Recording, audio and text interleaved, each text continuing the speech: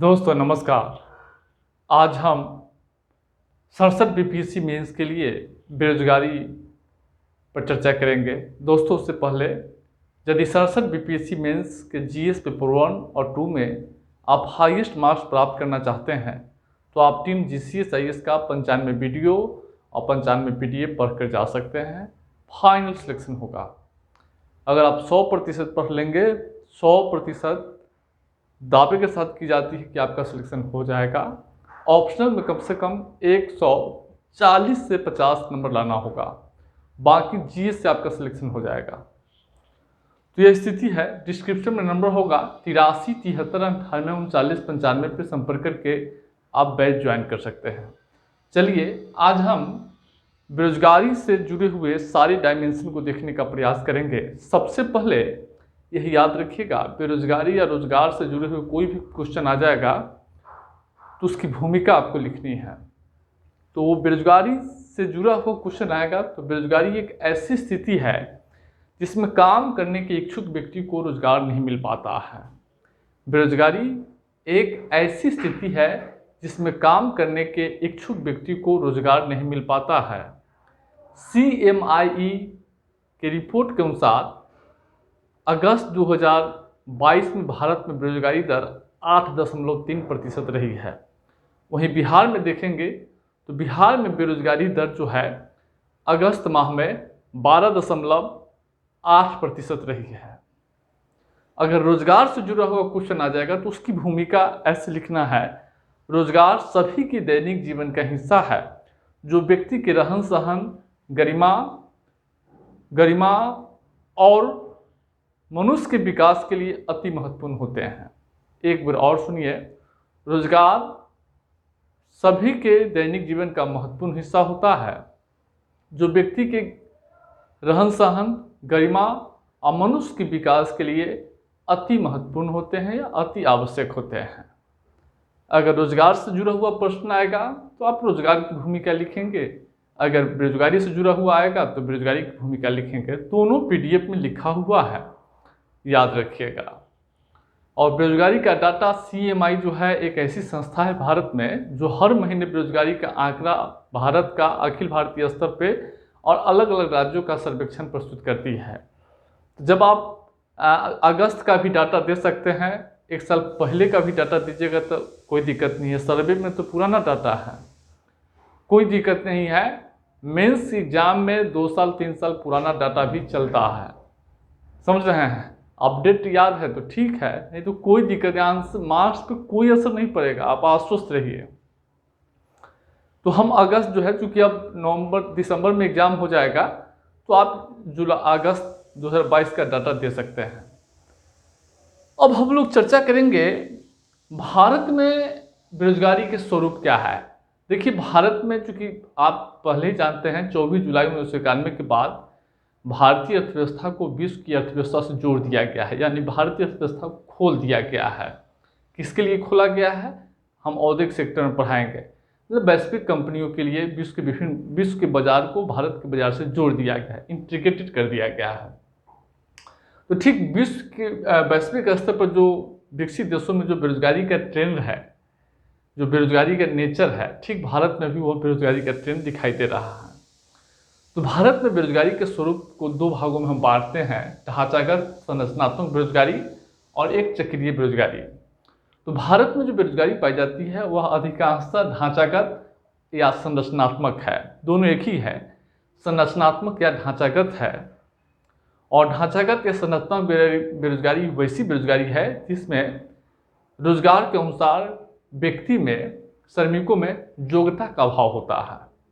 यानी संरचनात्मक बेरोजगारी वैसी बेरोजगारी है जिसमें श्रमिकों में रोजगार के अनुसार योग्यता, आवश्यक कौशल ज्ञान की कमी होती है। भारत में यही बेरोजगारी है। दूसरा बेरोजगारी चक्रीय बेरोजगारी है। यह विकसित देशों में पाई जाती है, लेकिन वर्तमान मौजूदा समय में भारत में यह बेरोजगारी पाई जाने लगी है। यह बेरोजगारी जो होता है, मंदी के दौरान जो है यह बेरोजगारी आती है, और मंदी जैसे ही समाप्त हो जाती है बेरोजगारी जो है दूर हो जाते, छट जाता है। तो जैसा कि हम पहले ही कहें चूँकि भारत की अर्थव्यवस्था को विश्व की अर्थव्यवस्था से इंटीग्रेटेड कर दिया गया है, पूरी तरीके से जुड़ चुका है। तो वैश्विक स्तर पर कोई भी जो है वित्तीय परिघटनाएं या राजनीतिक परिघटनाएं या आर्थिक परिघटनाएं घटित होती है तो उसका प्रभाव विश्व के विभिन्न देशों पर पड़ता है, उसका प्रभाव निवेश पर पड़ता है, मांग पर पड़ता है, व्यापार पर असर पड़ता है, जिससे मंदी की संभावना पैदा होती है।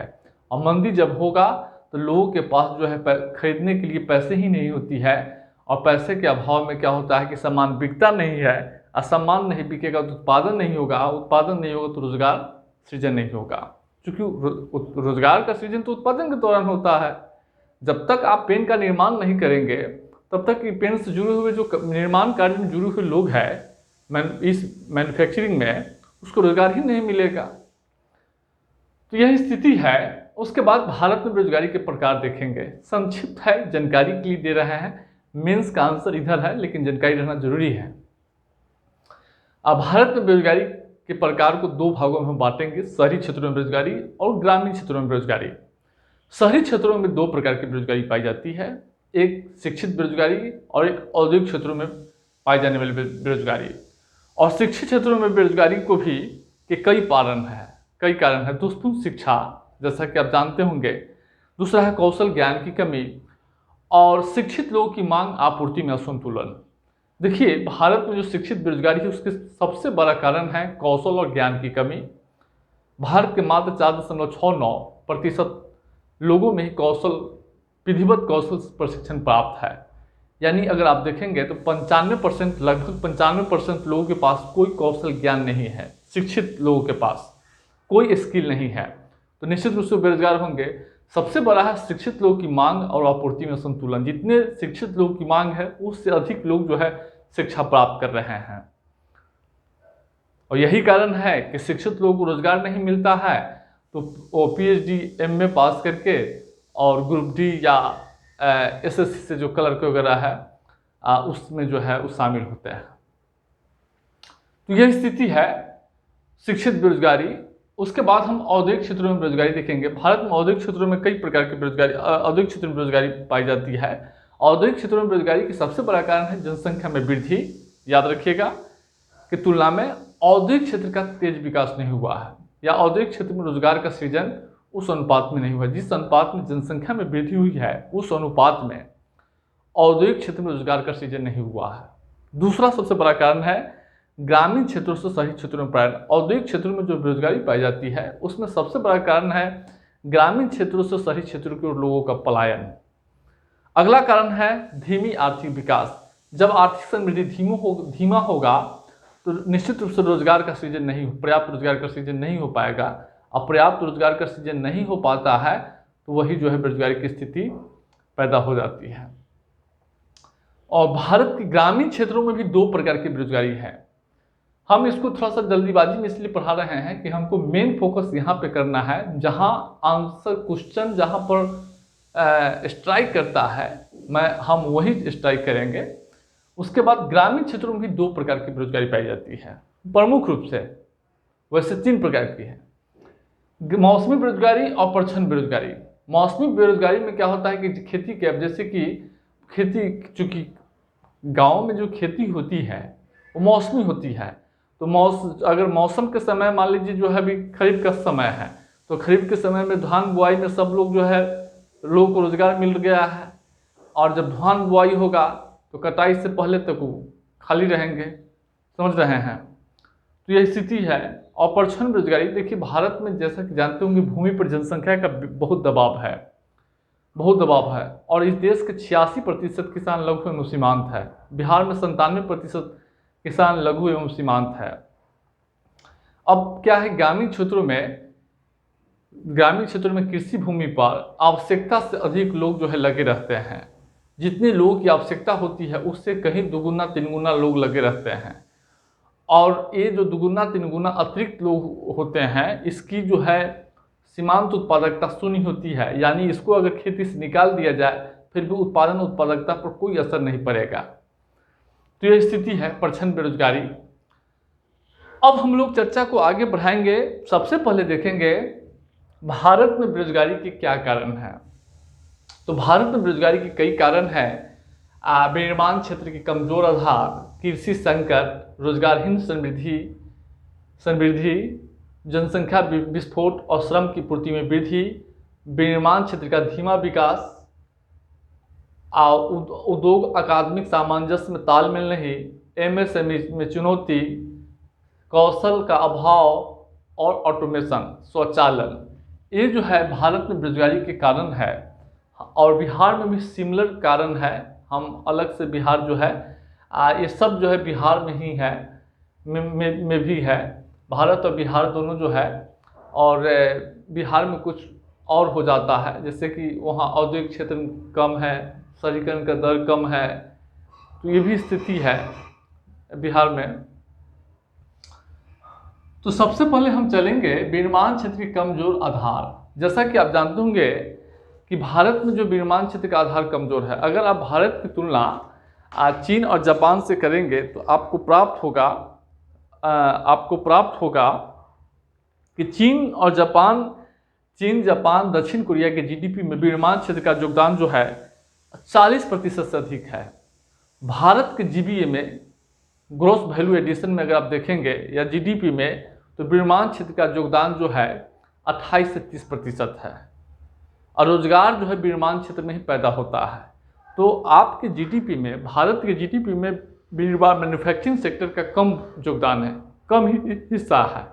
और चीन और जापान और दक्षिण कोरिया के जीडीपी में विनिर्माण क्षेत्र का योगदान 40% अधिक है। तो विनिर्माण क्षेत्र का कम विकास होगा तो रोजगार का सृजन नहीं हो पाएगा, क्योंकि रोजगार कहाँ पैदा होता है? कारखाना में, उत्पादन इकाई में। जूता बन रहा है, चप्पल फैक्ट्री बन रहा है, सीमेंट फैक्ट्री बन रहा है, सीरिया बन रहा है, उपभोक्ता वस्तुओं का उत्पादन हो रहा है।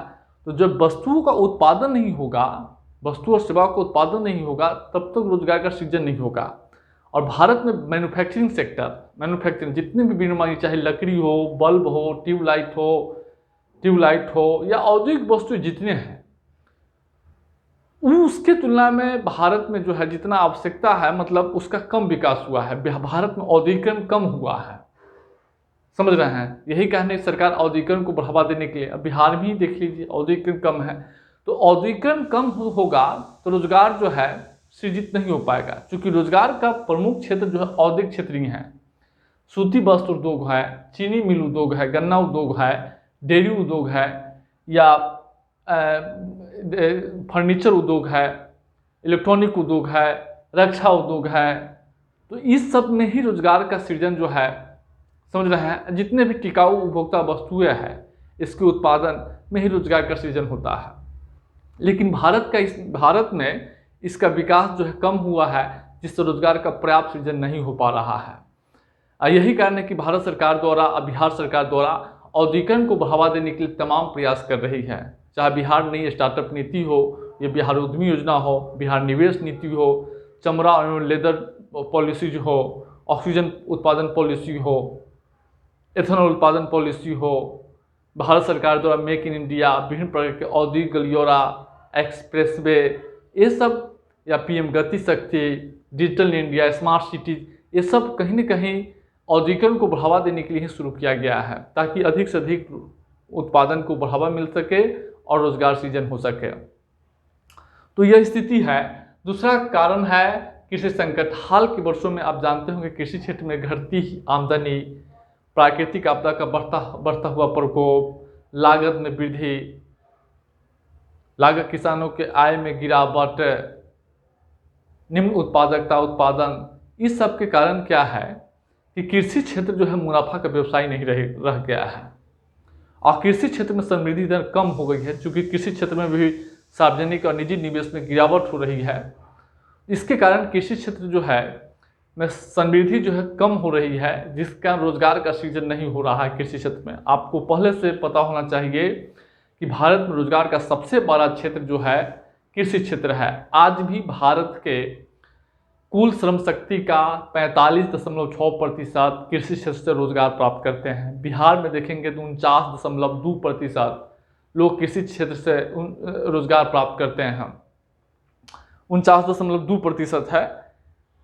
लेकिन कृषि क्षेत्र में जो है बढ़ता हुआ मशीनीकरण, मशीनों का प्रयोग, घटता हुआ आमदनी, जलवायु परिवर्तन का प्रकोप, इस सब के कारण कृषि क्षेत्र भी कृषि क्षेत्र में संकट बढ़ी है और रोजगार का सृजन नहीं हो पा रहा है। अगला पॉइंट है रोजगारहीन समृद्धि को बढ़ावा। आप अगर 1991 के बाद भारत के जॉब मार्केट को अगर देखेंगे तो भारत में जो हाल के वर्षों में समृद्धि हुई है वह रोजगार समृद्धि हुई है, रोजगार विहीन समृद्धि, जॉबलेस ग्रोथ हुआ है।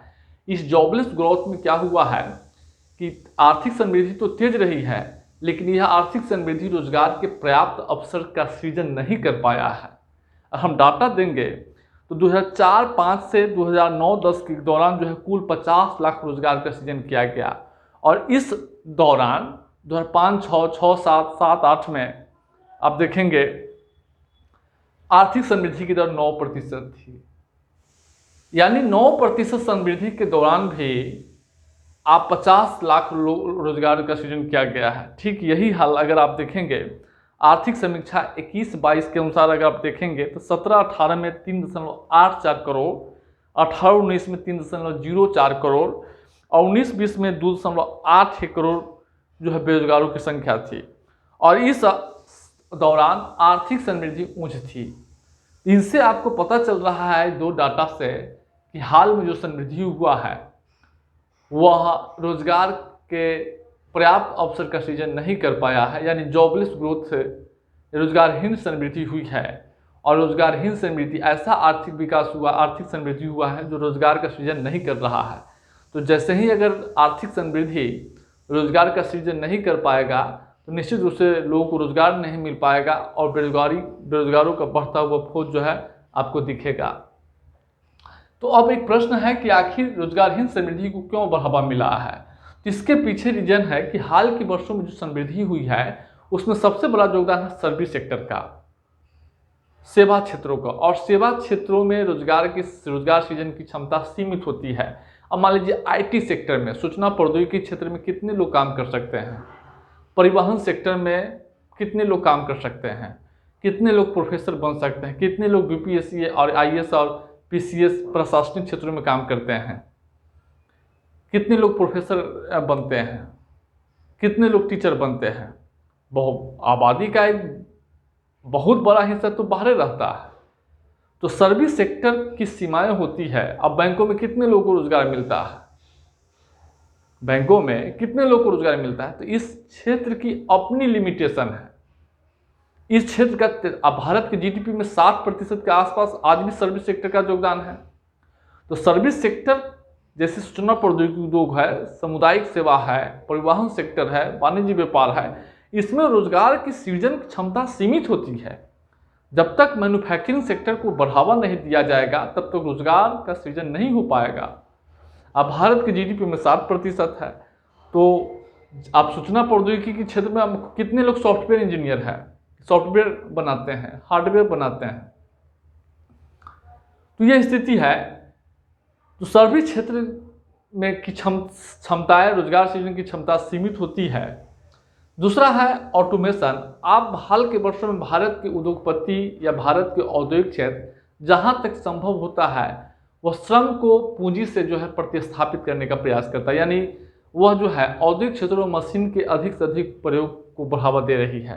तो यही औद्योगिक क्षेत्र में स्वचालन या आर्टिफिशियल इंटेलिजेंस या ब्लॉकचेन प्रौद्योगिकी या ऑटोमेशन को बढ़ावा देगी, वैसे वैसे रोजगार का अवसर कम होता चला जाएगा। अब विनिर्माण क्षेत्र का धीमा विकास, हाल के वर्षों में जो मैन्युफैक्चरिंग सेक्टर है उसका भी कम विकास होने के कारण रोजगार का सृजन कम हुआ है। और वैसे भी भारत में विनिर्माण क्षेत्र का आधार कमजोर है। आप पहले ही पता है कि भारत के GDP में 28 से 30% यही इसी के बीच में रहता है, विनिर्माण क्षेत्र का योगदान है। आप दूसरे देशों की तुलना करेंगे तो विनिर्माण क्षेत्र का योगदान जो है 40% से अधिक है। तो जब तक आप रोजगार का सृजन तभी हो पाएगा जब तक मैन्युफैक्चरिंग सेक्टर का तेज विकास नहीं होगा, और यही कारण है कि सरकार इसको जोर दे रही है। अगला है जनसंख्या विस्फोट और श्रम की पूर्ति। हाल देखिए, भारत में जनसंख्या वृद्धि या जनसंख्या विस्फोट एक बड़ी चुनौती है। जैसा कि आपको पता होना चाहिए कि आर्थिक समीक्षा 21-22 के अनुसार जो है, आपको पता है कि जनसंख्या में वृद्धि होने से श्रम बाजार में श्रमिकों की पूर्ति होती है। मान लीजिए हर साल लोग जो है जनसंख्या बढ़ेगा, तो ये जनसंख्या जब युवा अवस्था में होगा तो निश्चित रूप से जॉब मार्केट में जाएगा, नौकरी बाजार में, जॉब मार्केट में जाएगा ना। जॉब मार्केट में जाएगा तो उसको रोजगार ही नहीं है। मान लीजिए आप अभी सब लोग जो है जॉब मार्केट में जाने के लिए तैयार है, आप लोग भी जॉब मार्केट में जाने के लिए, लेकिन रोजगार कहाँ है आप लोगों के सामने। जब जनसंख्या वृद्धि होगा तो निश्चित रूप से श्रम की पूर्ति बढ़ेगी, श्रम की पूर्ति बढ़ेगी। अभी डाटा बता रहे हैं आर्थिक समीक्षा 21-22 के अनुसार 18-19 और 19-20 में भारत में के बीच जो है 4.75 करोड़ अतिरिक्त व्यक्ति जो है कार्यबल में शामिल हुआ है। यानी 18 से लेकर 20 तक 4.75 करोड़ लोग जो है अतिरिक्त जो है जॉब मार्केट में प्रवेश किया है। लेकिन रोजगार का सीजन जो है अगर देखेंगे 17-18 से 18-19 के बीच समझ रहे हैं, उसके तुलना में 3 गुना अधिक है। यानी 18-19 से 20 के दौरान जो है 4.75 करोड़ लोग जो है श्रम बल में जो है नए श्रम बल में शामिल हुए हैं। और 17-18 से 18-19 के बीच जो है जितना रोजगार का सृजन किया गया उससे 3 गुना अधिक है। यानी जितना रोजगार सृजन किया जा रहा है उससे 3 गुना अधिक लोग जो है श्रम बल में शामिल हो रहे हैं। तो निश्चित रूप से श्रम की पूर्ति बढ़ेगी तो बेरोजगार लोग, चूंकि सबको रोजगार तो मिलेगा नहीं, तो यह स्थिति है। और उद्योग अकादमिक सामंजस्य में तालमेल नहीं। भारत में एक बहुत रोजगार संकट के पीछे, रोजगार संकट या बेरोजगारी के कारण के पीछे सबसे एक ये भी कारण है उद्योग अकादमिक सामंजस्य में तालमेल का अभाव। देखिए भारत में औद्योगिक क्षेत्र और अकादमिक क्षेत्र जो है विश्वविद्यालय, college, engineering college, polytechnic college, जितने भी तकनीकी संस्थान है, तकनीकी संस्थान है, प्रौद्योगिकी संस्थान है या अकादमिक संस्थान है, औद्योगिक से दोनों का अलग अलग रूप धारा है। लेकिन इसके कारण बेरोजगारी पैदा, अब औद्योगिक क्षेत्र में जो है आईटी मैनेजर की, आईटी सॉफ्टवेयर जो है डेवलपर की जरूरत है। अब विश्वविद्यालय में हिस्ट्री की पढ़ाई हो रही है, हिस्ट्री की पढ़ाई हो रही है, पॉलिटिकल साइंस की पढ़ाई हो रही है, तो कैसे होगा। औद्योगिक क्षेत्रों को डाटा एनालिटिस्ट की जरूरत है, औद्योगिक क्षेत्रों को जो है मैकेनिकल इंजीनियर की जरूरत है, और यहाँ पॉलिटिकल साइंस की पढ़ाई हो रही है, तो कैसे होगा। तो औद्योगिक और तकनीकी, अकादमिक और तकनीकी संस्थान में उद्योगों के मांग के अनुसार प्रशिक्षण नहीं दिया जाता है, उद्योगों के मांग के अनुसार प्रशिक्षण नहीं दिया जाता है, जिसके कारण क्या होती है, जिसके कारण लोग बेरोजगार रह जाते हैं और उनमें तकनीकी और कौशल ज्ञान की कमी रहती है। अगर आप देखेंगे औद्योगिक क्षेत्रों के मांग के अनुसार लोगों को प्रशिक्षण दिया जाए तो निश्चित रूप से सब लोगों को रोजगार मिलेगा। मान लीजिए आप कारखाना स्थापित कर दिया, आपको 10 गो मैकेनिकल इंजीनियर की जरूरत है, आपको पता चलेगा कि मैकेनिकल डिग्री तो है लेकिन उसमें जो है कौशल एफिशिएंसी ही नहीं है, दक्षता ही नहीं है, तो लोग बेरोजगार हो जाएंगे। तो यही स्थिति है। और एमएसएमई की चुनौती हाल के वर्षों में वैश्वीकरण के बढ़ते प्रभाव के कारण, वैश्वीकरण के कारण, कोविड-19 के कारण एमएसएमई के क्षेत्र में चुनौती बढ़ी है। और एमएसएमई की चुनौती आप पहले ही पता है कि भारत में कृषि के बाद रोजगार का सबसे बड़ा क्षेत्र एमएसएमई है। तो एमएसएमई चुनौती बढ़ने के कारण क्या हुआ है कि रोजगार का अवसर एमएसएमई क्षेत्र में सीमित हुआ है, जिससे बेरोजगारी पैदा हुई है। कौशल का अभाव, आपको पहले ही पता है कि देश के 4.969% श्रमिकों को ही विधिवत कौशल प्रशिक्षण प्राप्त है। अब एक चीज बताते हैं, कौशल और प्रशिक्षण जो है स्थानीय अंतर्राष्ट्रीय जॉब मार्केट में रोजगार के अवसर का लाभ उठाने में जो है इसकी महत्वपूर्ण भूमिका होती है। आप स्थानीय और अंतर्राष्ट्रीय जॉब मार्केट में रोजगार का अवसर का लाभ तभी उठा पाएंगे जब आवश्यक ज्ञान होगा आपके पास, आवश्यक कौशल और तकनीकी ज्ञान होगी। अगर भारत में देखेंगे देश के मात्र 4.69% लोगों के पास ही आवश्यक कौशल एवं तकनीकी ज्ञान है, यानी लगभग 95% लोगों के पास कोई तकनीकी और कौशल ज्ञान नहीं है, जिसका परिणाम होता है कि वो बेरोजगार है। स्वचालन, आपको पता ही है कि भारत के उद्योगपति जहां तक संभव होता है जहाँ तक संभव होता है वह श्रम को पूंजी से प्रतिस्थापित करने का प्रयास करता है। यानी श्रम के स्थान पे पूंजी यानी मशीन का प्रयोग को बढ़ावा दे रही है। मशीन का प्रयोग और रोबोट का प्रयोग होगा, ड्रोन का प्रयोग होगा, आर्टिफिशियल इंटेलिजेंस होगा, ब्लॉकचेन होगा, डाटा लर्निंग होगा, इंटरनेट ऑफ थिंग्स होगा। हर चीज़ में रोबोट का प्रयोग हो रहा है, तो निश्चित रूप से रोजगार के अवसर कम होंगे। यही नहीं, औद्योगिक क्षेत्र नहीं, किसी क्षेत्रों में ड्रोन का प्रयोग, रोबोट का प्रयोग बढ़ता जा रहा है, कृषि का मशीनीकरण होता जा रहा है। तो निश्चित रूप से जो काम पहले मनुष्य खेती श्रमिकों द्वारा खेती कार्य कराया जाता था, उनको रोजगार मिलता था, वह काम अब मशीन कर रहा है। तो निश्चित रूप से कृषि क्षेत्रों में भी रोजगार जो है के अवसर घटे हैं। यह स्थिति है। तो भारत में बेरोजगारी के ये तमाम कारण है। आप एक एक करके सारे PDF में है, देख लीजिएगा, सब समझ में आ जाएगा। अब हम लोग देखते हैं कि बेरोजगारी का क्या प्रभाव है। तो उस बेरोजगारी का सबसे बड़ा प्रभाव है धीमी समृद्धि। अगर लोग बेरोजगार होगा तो लोग पास पैसे नहीं होंगे, और पैसे नहीं होंगे तो आप साबुन कहाँ से खरीदिएगा, जूता जो है महंगा कहाँ से खरीदिएगा, चप्पल कहाँ से खरीदिएगा, पंखा कैसे लगाइएगा, मोटरसाइकिल कैसे खरीदिएगा, कार कैसे खरीदिएगा। जो विभिन्न औद्योगिक उत्पाद हैं उसका आप परचेजिंग नहीं कर पाएंगे, और जब आप परचेजिंग नहीं कर पाएंगे मांग पर असर पड़ेगा, मांग कम होगा, और मांग कम होगा तो उत्पादन ठप हो जाएगा, उत्पादन ठप होगा तो आर्थिक समृद्धि धीमी हो जाएगी।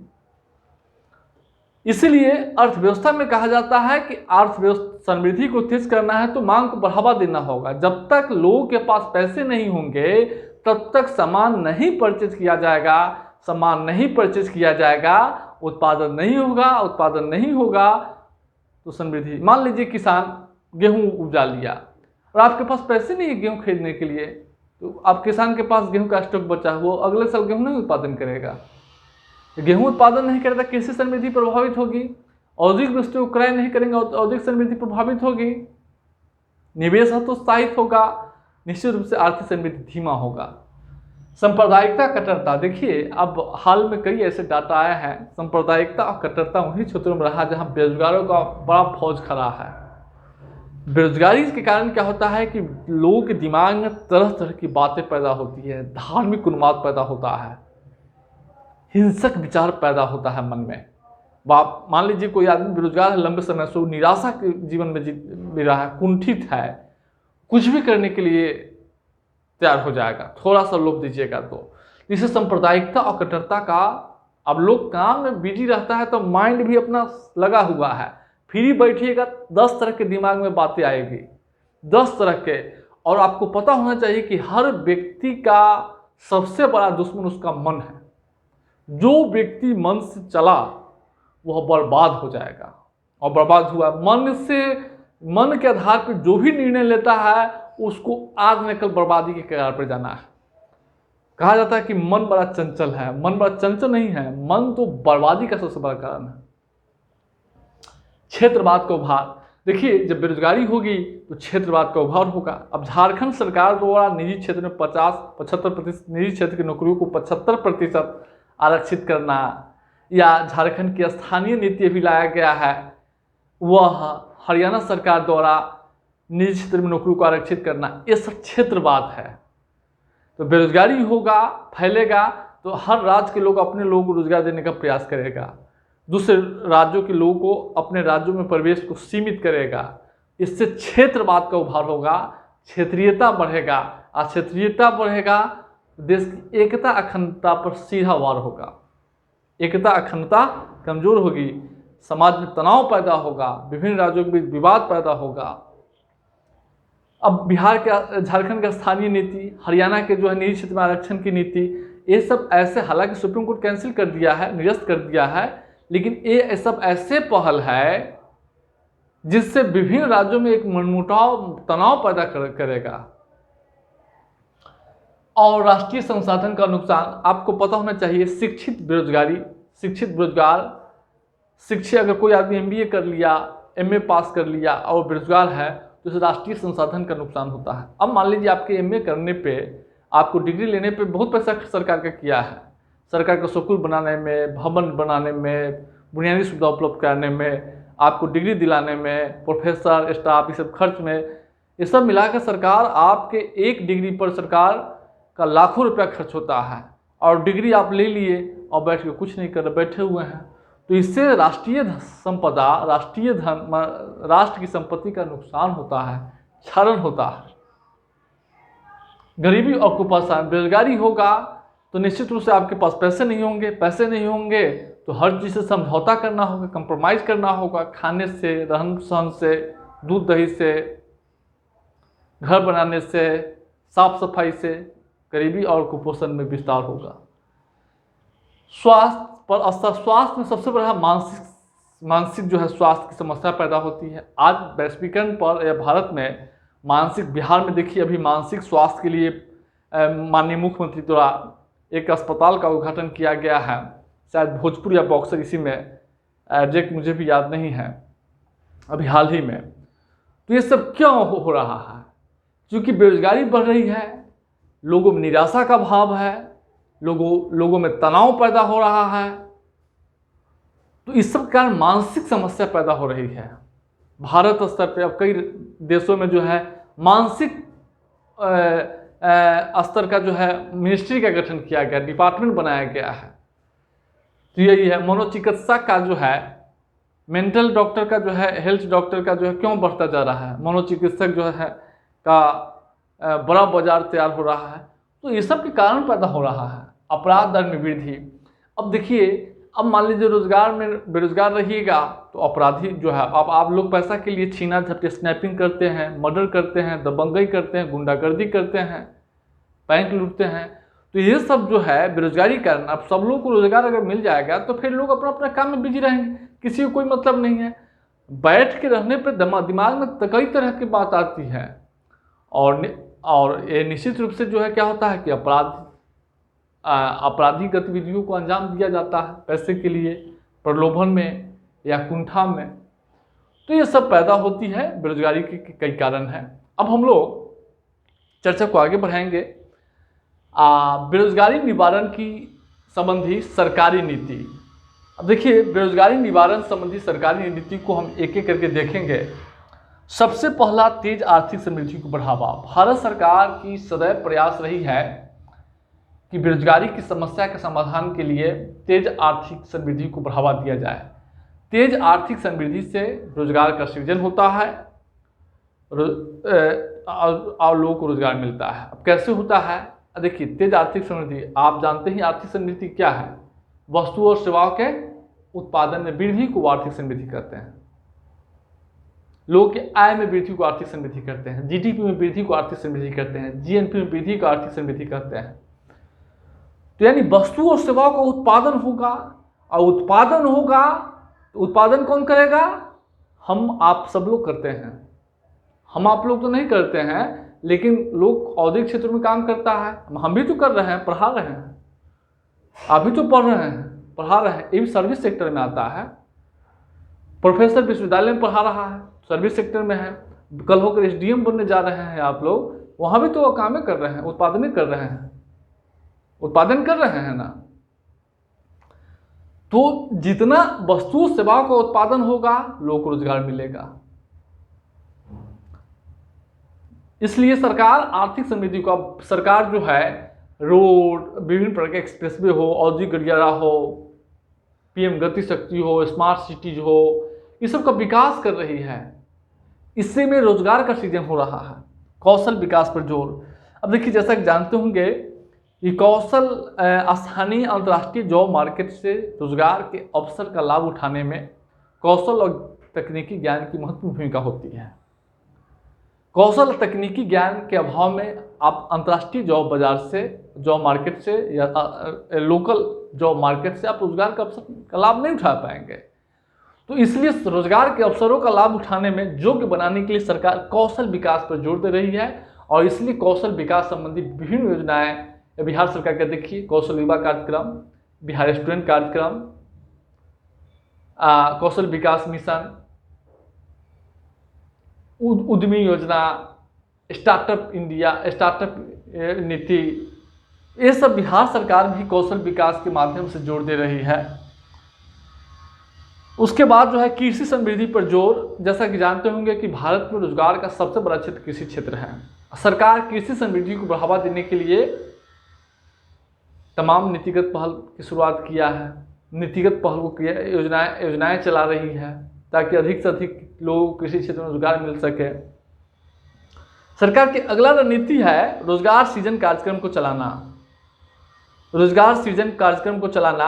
अब रोजगार सृजन कार्यक्रम के आत्मनिर्भर भारत रोजगार योजना, प्रधानमंत्री गरीब कल्याण रोजगार योजना, प्रधानमंत्री रोजगार योजना, मनरेगा जैसे योजना है, जीविका जैसे प्रोग्राम है बिहार सरकार का, भारत सरकार के दीनदयाल उपाध्याय ग्रामीण आजीविका मिशन आप देख रहे हैं, ये सब है, startup, stand up, make in India, ये सारे जो है रोजगार सृजन कार्यक्रम में शामिल किए जाते हैं। इसके बाद एमएसएमई पर जोर देना, और सरकार एमएसएमई को बढ़ावा देने के लिए कई प्रकार के प्रयास कर रही है। आप एक एक करके हम दिखाएंगे। उसी में सबसे एक महत्वपूर्ण है मुद्रा योजना, सीडीबी का गठन किया है, देख रहे हैं। तो एक एक करके हम फिर एमएसएमई पढ़ाएंगे। उसके बाद सरकार निर्माण क्षेत्र, बुनियादी ढांचा, पर्यटन, सूचना प्रौद्योगिकी के विकास पर जोर दे रही है। अब देखिए मैन्युफैक्चर, अब अभी मध्य प्रदेश के कुनन राष्ट्रीय उद्यान में चीता लाया गया है। ये चीता एक समय के बाद जो है पर्यटन का बहुत बड़ा स्रोत हो जाएगा, लोगों को रोजगार मिलेगा, आसपास क्षेत्रों में रोजगार मिलेगा।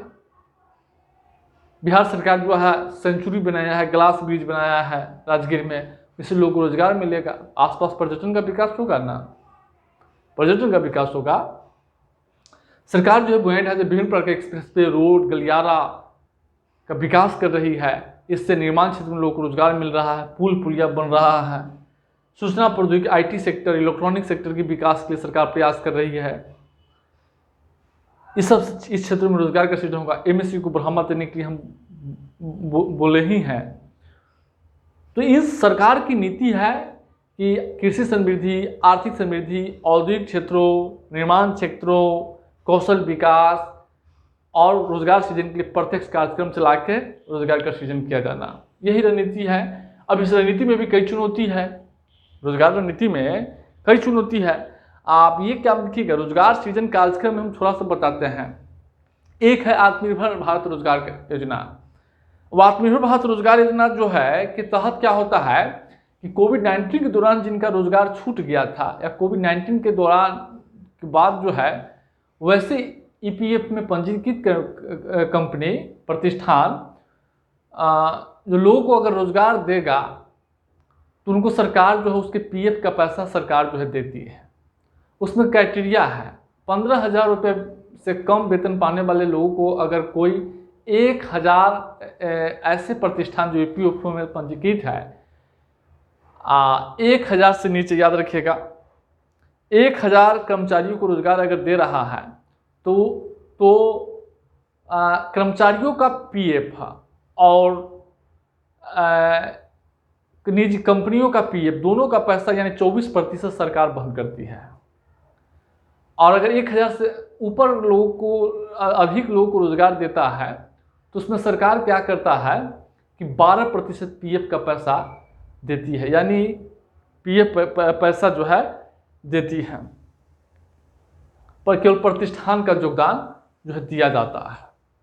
तो 15,000 से कम कमाने वाले व्यक्ति के लिए यह योजना है महीना। और वैसे कंपनी में काम कर रहा है जो पीएफ में, ईपीएफओ में या में दर्ज है, ईपीएफओ में दर्ज होगा, उनको जो है मिलता है। अब मनरेगा है, तो मनरेगा जो है आप जानते ही हैं कि प्रत्येक ग्रामीण परिवारों को 100 दिन रोजगार मुहैया कराने की गारंटी योजना है। इसके बारे में आप लोग जानते होंगे, समझ लीजिएगा, पीडीएफ में बहुत सारा लिखा है, हम बहुत ज़्यादा इस पर चर्चा नहीं करेंगे, क्योंकि स्कीम में क्या होगा, स्कीम तो जो आप लोग पढ़िएगा वही होगा। इसके अलावा सरकार द्वारा कई ऐसे प्रयास किया गया है रोजगार के लिए। हम प्रधानमंत्री गरीब कल्याण रोजगार योजना है,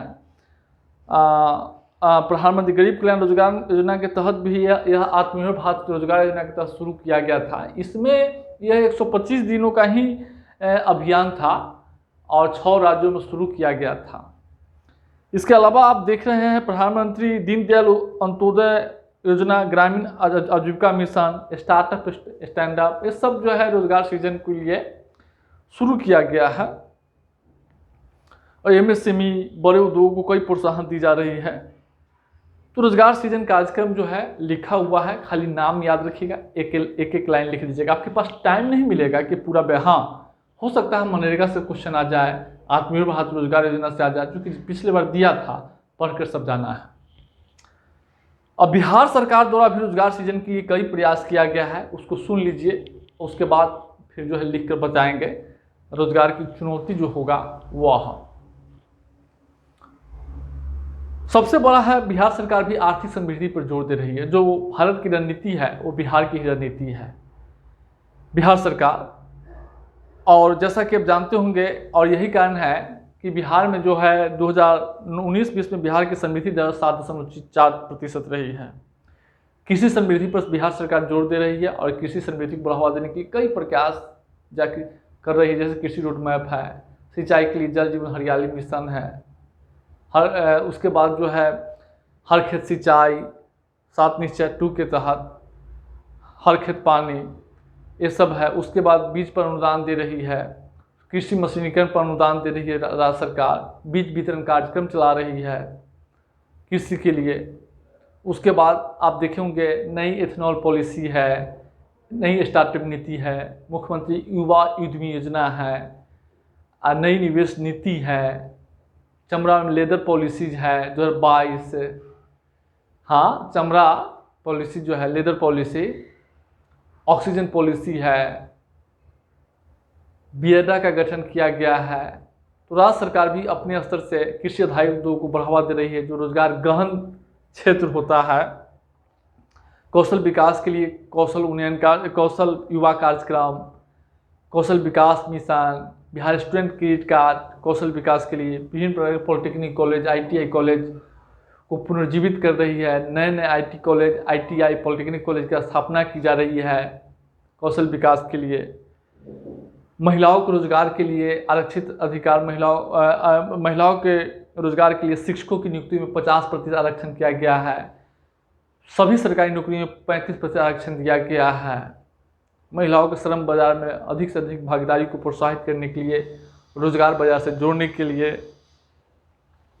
7 निश्चय पार्ट 1 और 2 में महिलाओं और युवाओं को के अवसर को बढ़ावा देने के लिए बिहार सरकार जोर दे रही है। निर्माण क्षेत्र को बढ़ावा देने के लिए निवेश को बढ़ावा दी जा रही है। अब देखिए निर्माण क्षेत्र में सड़क और पुलों पर निवेश जो है 2001-2 में मात्र 159 करोड़ था, जो अगर वर्तमान में आप देखेंगे 2021 में तो 7,603,000 करोड़ निवेश किया गया है। तो विभिन्न प्रकार के सड़क, पुल, पुलिया का निर्माण हो रहा है, इससे लोगों को रोजगार मिल रहा है निर्माण क्षेत्र में। तो यह स्थिति है। तो अब हम बिहार में रोजगार की चुनौती क्या है। देखिए बिहार में रोजगार की सबसे बड़ी चुनौती अगर देखेंगे तो आप पता होना चाहिए कि बिहार 49% लोग कृषि क्षेत्र में रोजगार प्राप्त करते हैं। कृषि क्षेत्र में जो है धीमी समृद्धि, जलवायु परिवर्तन, घटती हुई आमदनी, बढ़ता हुआ प्राकृतिक प्रकोप, निम्न उत्पादक की समस्या से ग्रसित है, जिससे रोजगार का पर्याप्त अवसर का सृजन नहीं हो पा रहा है। दूसरा बड़ा है कि जनसंख्या में वृद्धि। देखिए बिहार में क्या है कि एक तो जनसंख्या में वृद्धि है, देश की सभी राज्यों की तुलना में बिहार की जनसंख्या वृद्धि 25.4% है। और जनसंख्या वृद्धि होगा तो श्रम बाजार में श्रमिकों की पूर्ति बढ़ेगी और श्रम बाजार में रोजगार का अवसर सीमित है, लोग बेरोजगार होंगे। औद्योगिकरण का निम्न स्तर, आप देखे होंगे बिहार में औद्योगिकरण का निम्न स्तर है। औद्योगिकरण का निम्न स्तर के कारण बिहार में रोजगार का बिल्कुल संभावना नहीं है। जब तक बिहार का औद्योगिकरण नहीं होगा तब तो लोग रोजगार कैसे मिलेगा। सारे लोग कृषि कार्य में नहीं तो बाहर काम कर रहे हैं। जब तक कारखाना नहीं होगा तब तक धीमा औद्योगिकरण का धीमा स्तर है, धीमा विकास हुआ है। तो सरकार अब औद्योगिकरण को बढ़ावा देने के लिए प्रयास कर रही है। और धीमी शहरीकरण, देखिए शहरों जो है आर्थिक विकास का इंजन माना जाता है। अब भारत की जीडीपी में 50% योगदान शहरों का है, जबकि शहरों में जनसंख्या मात्र 31% रहती है। देख रहे हैं। अब बिहार में मात्र 11%, 11.3%। हम एडजेक्ट पॉइंट नहीं बोल रहे हैं, डायरेक्ट बोलते हैं राउंड फिगर में। मेंस के आंसर में राउंड फिगर भी लिखिएगा, कोई दिक्कत नहीं है, कोई दिक्कत नहीं है। तो भारत में बिहार में 11.3%, हालांकि आर्थिक सर्वे अब जो है 15.3% हो गया है, तो अभी भी बहुत कम है, राष्ट्रीय औसत से आधा है, आधे से भी कम है। तो शहरों में क्या है कि वाणिज्य व्यापार का विस्तार होता है, लोगों को रोजगार के अवसर पैदा होते हैं। और धीमी शहरीकरण के कारण क्या होता है, वाणिज्य अवसर का सीमित विकास होता है, रोजगार का सृजन नहीं हो पाता है। तो बिहार में चुनौती या कौशल विकास का अभाव, कौशल विकास को जो भारत के जो राष्ट्रीय स्तर पर जो है 4.69% श्रम शक्ति ही को कौशल तकनीकी ज्ञान प्राप्त है, तो बिहार में तो और स्थिति खराब है। तो बिहार में रोजगार की ये बहुत बड़ी चुनौती है। क्वेश्चन आ जाएगा तो इसको लिखिएगा। भारत में भी रोजगार की क्या चुनौती है उसको भी आप देख लीजिए। अब देखिए, भारत में रोजगार की चुनौती सबसे बड़ा है रोजगारहीन समृद्धि को बढ़ावा, रोजगारहीन समृद्धि को बढ़ावा। अब देखे ही हैं आप, यहाँ पे रोजगारहीन समृद्धि देखे हैं 2004-05 से 1900, हम आपको बता रहे हैं रोजगारहीन समृद्धि। भारत में रोजगार सृजन के लिए, रोजगार के लिए आर्थिक समृद्धि को बढ़ावा देने की रणनीति अपनाई गई थी। मान कर चला गया था कि जैसे जैसे आर्थिक समृद्धि तेज होगा, रोजगार के अवसर का सृजन होगा। लेकिन भारत में जो समृद्धि हुई है रोजगार का सृजन नहीं कर पाया है, रोजगार का पर्याप्त सृजन नहीं हो पाया है, जिससे बेरोजगारी फैली है। दूसरा बड़ा है व्यापक संख्या में बेरोजगारी की मौजूदगी। आज भी भारत में अगर देखेंगे तो बड़े संख्या में बेरोजगारी स्थिति है। अब CMI की रिपोर्ट हम आपको बता रहे हैं, भारत में 8.3% लोग अभी भी बेरोजगार है, ये अगस्त माह में। अब बिहार में 12.8% है। हम सर्वे का डाटा अगर देंगे आर्थिक समीक्षा 21-22 के अनुसार, तो उसमें कह रहा है कि 17-18 में 3.83 करोड़ और 18 से 20 में 2.81 श्रम शक्ति बेरोजगार थे। उसके बाद बेरोजगारी निवारण में चुनौती क्या है कि अस्पष्ट रोजगार। भारत में बेरोजगारी निवारण में रोजगार रणनीति की सबसे बड़ी चुनौती क्या है कि अस्पष्ट रोजगार। आज भी भारत में अस्पष्ट रोजगार नीति का अभाव है। अभी तक पिछले 75 वर्षों में कोई रोजगार नीति का विकास निर्माण नहीं किया गया है किसी भी सरकार द्वारा। कुशल श्रमों का निम्न स्तर। आप जानते हैं कि भारत के में रोजगार की सबसे बड़ी चुनौती है कुशल श्रम शक्ति का निम्न स्तर।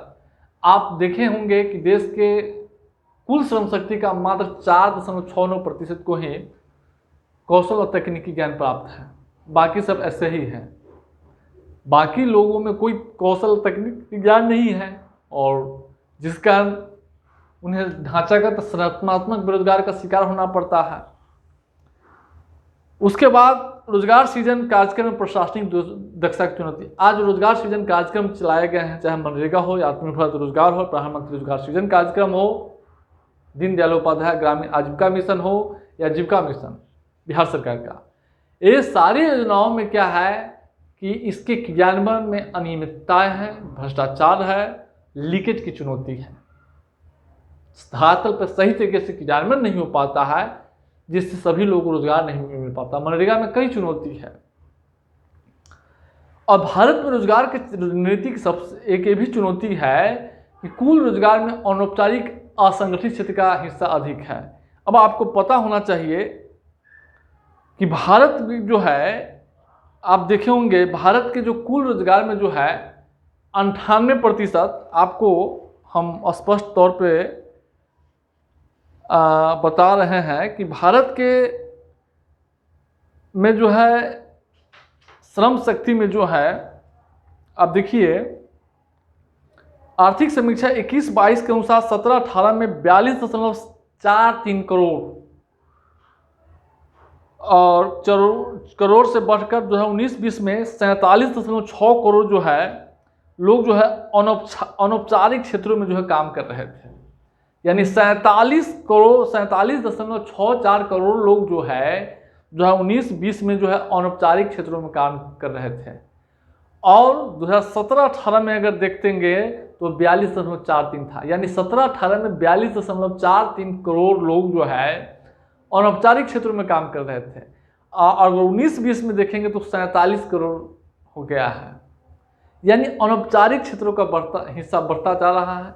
ये अनौपचारिक क्षेत्रों में जो काम करने वाले लोग होते हैं, ठेका पे सड़क के किनारे जो कुल्फी बेचने वाले लोग होते हैं, सिलाई मशीन करने वाले होते हैं, गांव में बर्तन बेचने वाले, कपड़ा बेचने वाले, फुटपाथ पर सामान बेचने वाले, ऐसे लोग हैं। अब इन लोगों के साथ क्या है कि इनकी आमदनी जो है ठेके पर काम करने वाले श्रमिक, अब जो है इनकी आमदनी जो है इन सब लोगों के साथ क्या होता है, अनौपचारिक क्षेत्रों में काम करने वाले लोगों के सामने बड़ी चुनौती है। इनमें इनका आय स्तर कम होता है, कोई सामाजिक सुरक्षा नहीं होता है, ठेके पर जो काम कर रहा है काम के अधिक घंटे होते हैं, जिससे शोषण को भी बढ़ावा मिलता है, कोई सुरक्षा ही नहीं मिलता है। तो यह स्थिति है रोजगार रणनीति। तो भारत में रोजगार रणनीति, अब बिहार में रोजगार रणनीति को देख लिए हैं। अब हम लोग जो है भारत में रोजगार का ट्रेंड देखेंगे।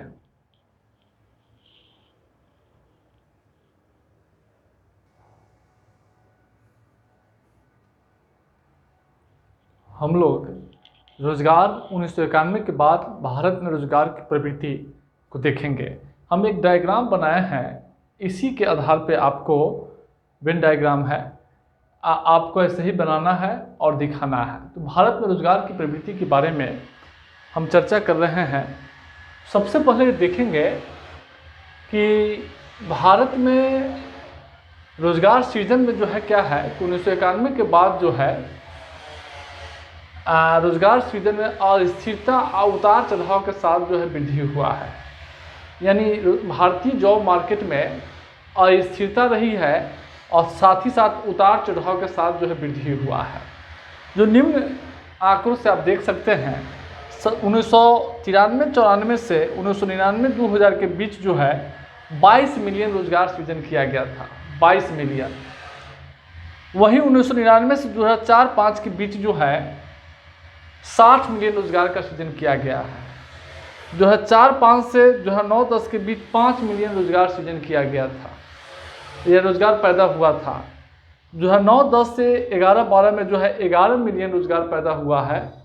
2019-20 में 4.75 करोड़ रोजगार सृजन किया गया है। यानी अब इन आंकड़ों को देखने के बाद आप सहज अंदाज़ा लगा सकते हैं कि भारतीय जॉब मार्केट में रोजगार सृजन में जो है उतार चढ़ाव के साथ वृद्धि हुई है और अस्थिरता रही है। अगला पॉइंट है कि महिलाओं के श्रम बाजार में भागीदारी में वृद्धि। 1991 के बाद देखेंगे तो बड़े पैमाने पर महिलाएं जो है श्रम बाजार में जो है महिलाओं की हिस्सेदारी बढ़ी है। हम एक डाटा के माध्यम से आपको बता रहे हैं कि 2018-19 से 19-20 के दौरान जो है 4.52 करोड़ जो है अतिरिक्त व्यक्ति जो है श्रम बाजार में भाग लिए थे, जिसमें 63% महिलाएं थी। यानी महिलाओं की भागीदारी में वृद्धि हुई है और कार्यबल में वृद्धि। अब पहले ही हम कह चुके हैं आपको कि 2018-19 से 19-20 के बीच जो है 4.52 करोड़ जो है लोग जो है श्रम बल में जो है शामिल हुए, यानी अतिरिक्त जो है शामिल हुआ है। पहले से जो काम कर रहा था उसके अलावा 4.52 करोड़ जो है श्रम बाजार में भाग लिया है। तो श्रम बाजार का आकार जो है बढ़ता जा रहा है। इसके पीछे 1991 के बाद यह देखा गया है। इसके पीछे सबसे बड़ा कारण है जनसंख्या विस्फोट और श्रम की पूर्ति में वृद्धि। और असंगठित और अनौपचारिक क्षेत्रों में रोजगार, भारतीय जॉब मार्केट में असंगठित और अनौपचारिक क्षेत्रों का हिस्सा बढ़ता जा रहा है। अब आप देखेंगे कि 2019-20 में शामिल हुए अतिरिक्त श्रमिकों में करीब 90% रोजगार जो है 2019-20 में जो है 90% रोजगार जो है अनौपचारिक प्रकृति के थे और 98% जो है असंगठित क्षेत्र के थे। तो भारतीय जॉब मार्केट में जो है संगठित क्षेत्र का हिस्सा औपचारिक क्षेत्र का हिस्सा कम हो रहा है, असंगठित अनौपचारिक क्षेत्रों का हिस्सा बढ़ता जा रहा है। तो ये भारत की जॉब मार्केट का ट्रेंड है। आप इसी तरीके से इसको दिखाएंगे। और अब देखेंगे रोजगार सृजन में अस्थिरता उतार चढ़ाव के पीछे क्या कारण है, तो वही कारण है जो रोजगार सृजन की चुनौती है। तो अब जो है हम रोजगार संरचना देखेंगे, क्षेत्रवार रोजगार प्रवृत्ति को देखने का प्रयास करेंगे। तो क्षेत्रवार रोजगार प्रवृत्ति को देखने के हम 3 क्षेत्रों में बांटे हैं, एक प्राथमिक क्षेत्र, एक द्वितीय क्षेत्र, तृतीय क्षेत्र। प्राथमिक क्षेत्र में प्रमुख रूप से कृषि क्षेत्र रखे हैं। रोजगार पहले ही जानते हैं कि रोजगार सृजन की दृष्टि से कृषि क्षेत्र महत्वपूर्ण क्षेत्र है, सबसे बड़ा क्षेत्र है। आज भी भारत की कुल श्रम शक्ति का 45.6% कृषि क्षेत्र से रोजगार प्राप्त करते हैं और बिहार में 49.2%। हालांकि समय के साथ इसकी हिस्सा में कमी हुई है। अब भारत में देखेंगे तो 11-12 में कृषि क्षेत्र में कुल रोजगार का सृजन, कृषि क्षेत्र का कुल रोजगार में योगदान जो है 48.9% था, जो 19-20 में घटकर 45.6% हो गया है। यानी 11-12 में 48.6 और 19-20 में घटकर 45.6% हो गया है। यानी भारत के कुल रोजगार में कृषि क्षेत्र का हिस्सा जो है कम होता जा रहा है। पहला संरचना। दूसरा है, ट्रेंड भी है, क्षेत्रवार रोजगार प्रवृत्ति आ जाएगा, फिर भी यही लिखिएगा। उसके बाद अगला हम देखेंगे द्वितीय क्षेत्र। द्वितीय क्षेत्र में विनिर्माण, निर्माण और खनन उत्खनन बिजली गैस। अगर आप देखेंगे तो हाल के वर्षों में विनिर्माण क्षेत्र में रोजगार का सृजन तेज हुआ है। अब देखिए 2004-05 में कुल रोजगार में विनिर्माण क्षेत्र का योगदान जो है 11.7% था। 2004-05 में भारत के कुल रोजगार में विनिर्माण क्षेत्र का योगदान 11.7% था, जो 2018-19 में बढ़कर 12.6% हो गया है। तो आर्थिक समीक्षा 21-22 के अनुसार विनिर्माण क्षेत्र में 6.24 करोड़ व्यक्ति जो है कार्यरत हैं। और बिहार में अगर देखेंगे 2019-20 में तो विनिर्माण क्षेत्र में बिहार के कुल श्रमिकों का 4.8% श्रमिक जो है कार्यरत है। यानी बिहार में जो है, चूंकि बिहार में औद्योगिकरण का विकास नहीं हुआ है, इसलिए मात्र 4.8% श्रमिक ही जो है बिहार में जो विभिन्न छोटे छोटे उद्योग कारखाने हैं या मैन्युफैक्चरिंग यूनिट है उसमें कार्यरत है। लेकिन राष्ट्रीय स्तर पर देखेंगे तो भारत के रोजगार क्षेत्र में विनिर्माण क्षेत्र का हिस्सा बढ़ती हुई दिखाई दे रही है। खनन उत्खनन और बिजली गैस में जो है ये जो है रोजगार अस्थिरता है, जितना पहले था उतना आज भी है। इसमें रोजगार में एक स्थिरता दिखाई दे रही है। निर्माण क्षेत्र में हाल के वर्षों में निर्माण क्षेत्र में रोजगार का तेज विकास हुआ है। इसके पीछे रीजन है विभिन्न प्रकार के जो औद्योगिक गलियारा है, एक्सप्रेसवे का निर्माण है, पुल पुलिया है, इसका तेज विकास होने के कारण निर्माण क्षेत्र में रोजगार में जो है निर्माण क्षेत्र का हिस्सा बढ़ता हुआ दिखाई दे रहा है, बढ़ा है। अब हम डाटा के माध्यम से बताएंगे कि निर्माण क्षेत्र में क्या स्थिति है। देखिए 2004-05 में निर्माण क्षेत्र में कुल निर्माण क्षेत्र का भारत के कुल रोजगार में योगदान जो है 5.6% था। 18-19 में अगर देखेंगे तो 12.1% हो गया है। यानी 2004-05 में भारत के कुल रोजगार में निर्माण क्षेत्र का हिस्सा मात्र 5.6% था, जो 18-19 में बढ़कर 12.1% हो गया है। तो इसके पीछे रीजन है कि हाल में जो पुल पुलिया, स्मार्ट सिटीज, जो औद्योगिक गलियारा, एक्सप्रेसवे का निर्माण किया जा रहा है, इससे निर्माण क्षेत्र में अधिक रोजगार सृजन हुआ है। और बिहार में भी देखेंगे निर्माण क्षेत्र में जो है 2019-20 में निर्माण क्षेत्र में जो है बिहार के कुल रोजगार में निर्माण क्षेत्र का योगदान 18.7% था। कृषि के बाद बिहार में सबसे अधिक रोजगार का सृजन निर्माण क्षेत्र में हुआ है। इसके पीछे रीजन है कि सरकार पुल पुलिया पर निवेश में वृद्धि किया है। आप जानते ही हैं 2001-02 में जो है 159 करोड़ रुपया निवेश किया जाता था, जो वर्तमान में 7,603 करोड़ रुपया हो गया है। तो स्थिति है। अब हम लोग तृतीय क्षेत्र का देखेंगे तो देखिए तृतीय क्षेत्र का अगर आप देखेंगे हाल के वर्षों में या 1991 के बाद भारत के रोजगार क्षेत्र में तृतीय क्षेत्र का हिस्से में वृद्धि हुई है। इसके पीछे रीजन है कि मैन्युफैक्चरिंग जैसे निर्माण क्षेत्र का जो तेज विकास हुआ है, सड़क पुल पुलिया का विकास हुआ है, सरकार औद्योगिक क्षेत्र को बढ़ावा देने के लिए जो प्रयास किया उसका प्रभाव निर्माण क्षेत्र पर पड़ा है, जनसंख्या बढ़ी है, इसका भी प्रभाव जो है इस पर पड़ा है। अब देखिए निर्माण क्षेत्र में जो है व्यापार होटल रेस्टोरेंट, अब देखिए व्यापार होटल रेस्टोरेंट का 1993-94 में जहां कुल रोजगार में हिस्सा 7.4% था, 1993-94 में व्यापार होटल रेस्टोरेंट का कुल रोजगार में हिस्सा 7.4% था, जो 11-12 में बढ़कर जो है 11.4% हो गया है। और आर्थिक समीक्षा भारत 21-22 के अनुसार देखेंगे तो 7.47 करोड़ लोग कार्यरत है। तो ये व्यापार होटल रेस्टोरेंट का तेज विकास हुआ है, यानी इसका अर्थ है, इसके पीछे रीजन है कि बुनियादी ढांचे का तेज विकास, निर्माण, सड़क पुल पुलिया जो बना है, एक्सप्रेसवे बना है, औद्योगिक गलियारा बना है, तो सड़क के किनारे बड़े बड़े रेस्टोरेंट खोले जा रहे हैं, शहरीकरण में तेजी हुआ है, शहरीकरण में वृद्धि हुआ है, साक्षरता में विस्तार हुआ है, लोगों की आमदनी बढ़ी है, इससे लोग होटल में, रेस्टोरेंट में, निर्माण क्षेत्र का विकास हुआ है, इससे कारोबार में वृद्धि हुआ है। तो अलग अलग जगहों पे व्यापार में होटल रेस्टोरेंट खुल रहा है, जिससे होटल में खाने की प्रवृत्ति लोगों की बढ़ी है, इससे जो है रोजगार का सृजन हुआ है। अगला है परिवहन, भंडार और संचार। भारत के कुल रोजगार क्षेत्र में परिवहन एवं भंडार क्षेत्र का भी योगदान बढ़ा है। अब देखिए इन क्षेत्रों का कुल रोजगार में हिस्सा 2.8% था, जहां 1993-94 में 11-12 में बढ़कर हो गया है 4.4%, और 19-20 में इसमें 3.15 करोड़ व्यक्ति जो है कार्यरत था। तो परिवहन भंडारण संचार का विकास हुआ, इसके पीछे वही रीजन है जो हम लोग देख रहे हैं, विभिन्न प्रकार के सड़क पुल पुलिया बुनियादी ढांचा का विकास हुआ है इससे।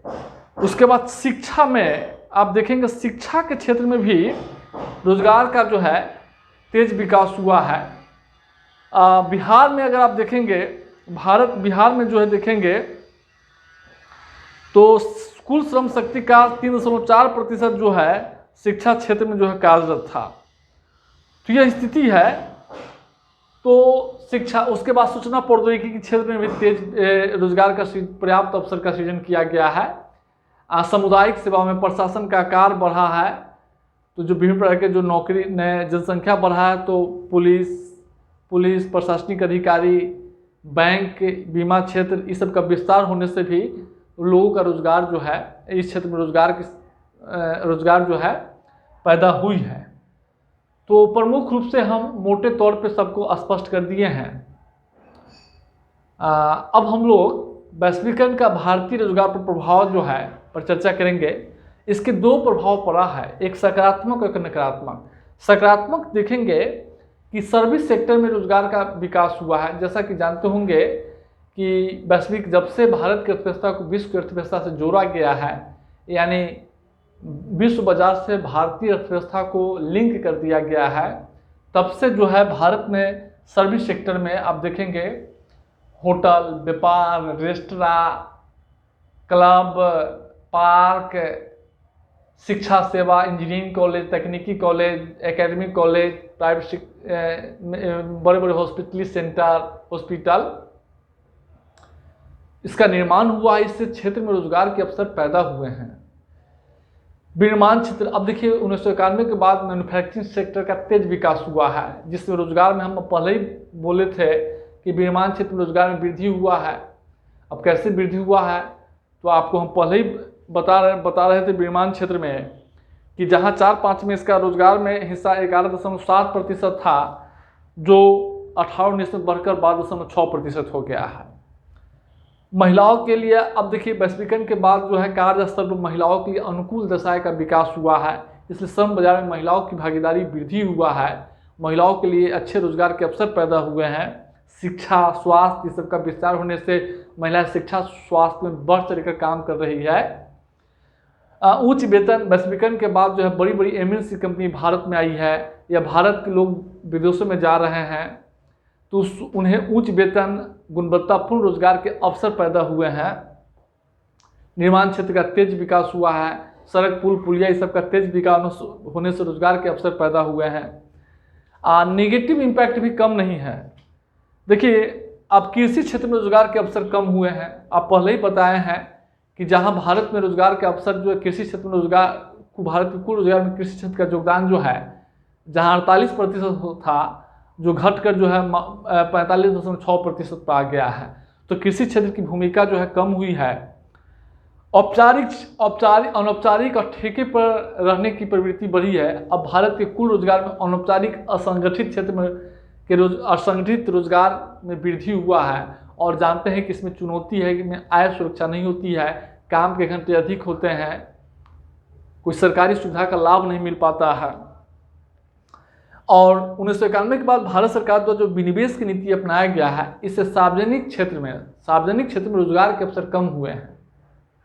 जो विभिन्न प्रकार की सरकारी कंपनियां हैं उसमें विनिवेश किया जा रहा है, उसको निजीकरण किया जा रहा है। इससे जो सार्वजनिक क्षेत्र है उसमें रोजगार के अवसर कम हुए हैं।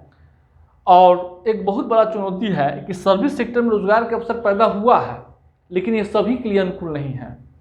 सर्विस सेक्टर में, आईटी सेक्टर में देख लेंगे, बैंकिंग सेक्टर में देख लेंगे, शिक्षा सेक्टर में देख लेंगे, हॉस्पिटल हेल्थ सेक्टर में देख लेंगे, तो इस समय जो रोजगार के सृजन पैदा हुए हैं वो उसमें उच्च कौशल ज्ञान की आवश्यकता होती है, जो समाज के एक बड़े तबके की पहुंच से बाहर की बात है, क्योंकि उनमें कौशल तकनीकी ज्ञान नहीं है।